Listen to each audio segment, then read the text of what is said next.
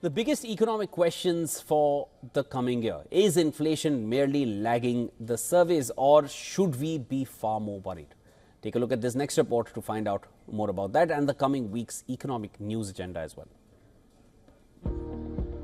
A common problem in economics, saying one thing and doing another, is a common theme for both individuals and businesses. Pollsters have the quiet Trump voters and it has the quiet price hikers. In 2022, polls indicated that 60% of retailers in the Eurozone were hiking price. Averages before the spread of COVID-19 were lower than 20%. Is the inflation problem solved? Not exactly. The official numbers show services inflation has been stuck at 4% for a year now. And remember, services are the bit of the inflation basket that central bankers supposedly have the most control over. The coming week's core PCE deflator, the Fed's preferred measure of inflation, looks set to come in hotter than officials would like.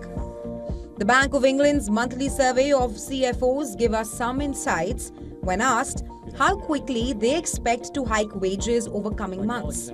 The answer has been 4% for some time, a fair bit below what the official figures are telling us. In Europe, those stubborn services inflation figures look less troubling when the more volatile stuff like airfares or holidays is taken out.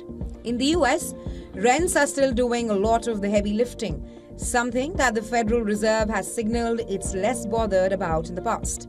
Even so, the discrepancy between the surveys and the official data has got central bankers scratching their heads. US lawmakers have bigger fish to fry right now. After all, US President-elect Donald Trump's policy proposals are universally seen as hawkish for the Fed. Markets think that means a pause in the Fed's cutting cycle is coming. Chair Powell's recent commentary suggests that too. Markets expect a cut in December but a slower pace of rate cuts in the new year.